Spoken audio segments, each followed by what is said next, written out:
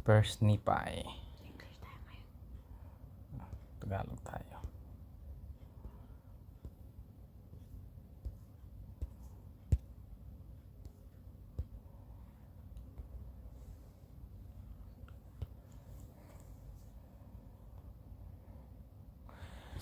First Nephi chapter 9. Kabanata Siyam. Gumawa si Nephi ng dalawang uri ng talaan. Tinawag ang bawat isa ng mga lamina ni Nephi. Ang malaking lamina ay naglalaman ng kanilang sekular na kasaysayan. Ang maliliit naman ay mas tumatalakay sa mga sagradong bagay. Mga 600 BC to 592 BC.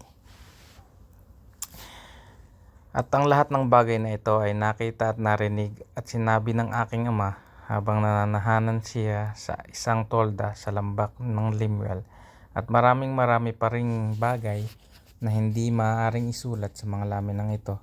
At ngayon, tulad ng sinasabi ko hinggil sa mga laminang ito, dinggin, hindi yaon ng mga laminang ginawan ko ng buong ulat ng kasaysayan ng aking mga tao, sapagkat ang mga laminang ginawan ko ng buong ulat ng aking mga tao ay binigyan ko ng pangalang Nephi. Kaya nga tinawag ang mga yaon ng mga lamina ni Nephi, alinsunod sa aking pangalan, at tinatawag din ang mga laminang ito na mga lamina ni Nephi. Gayunman, nakatanggap ako ng kautusan mula sa Panginoon na dapat kong gawin ang mga laminang ito para sa natatanging layunin na magkaroon ng isang ulat na nakaukit tungkol sa mga ministeryo ng aking mga tao. Sa iba pang mga lamina ay inuukit ang ulat ng paghahari ng mga hari at ng mga digmaan at alitan ng aking mga tao.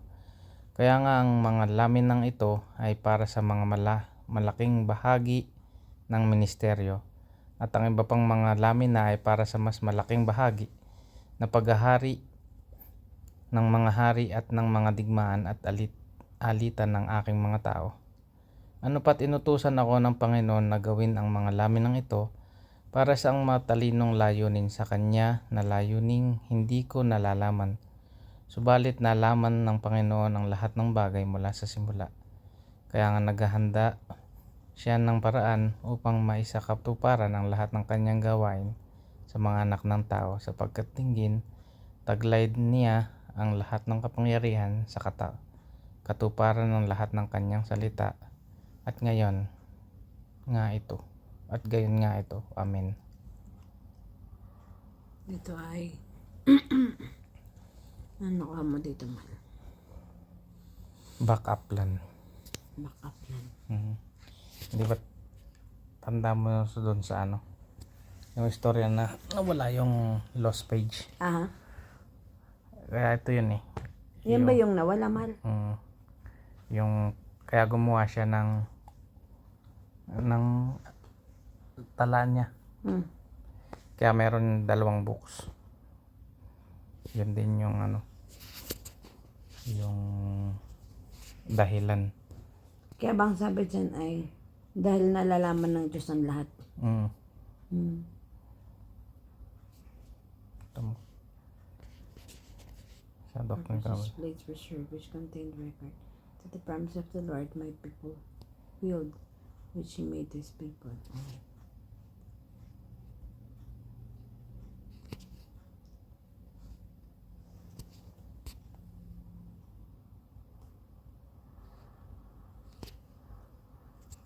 Yun.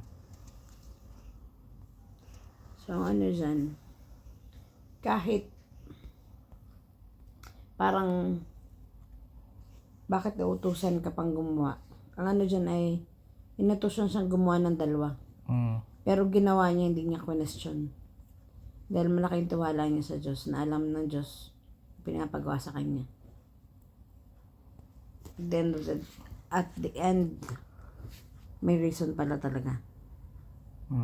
Kasi wala naman talagang pinagawa ang Diyos na walang rason. Correct. Tamo dito sa Revelation, sa Doctrine and Covenants.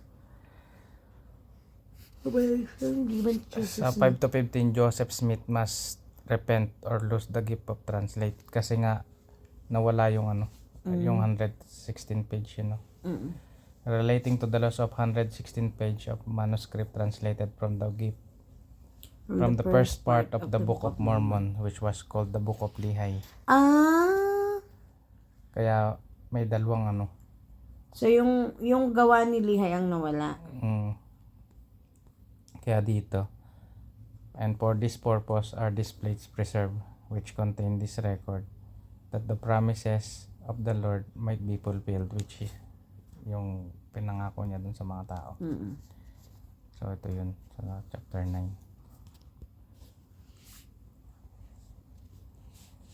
Biruin mo 600 BC, tapos ay Kailan na-translate?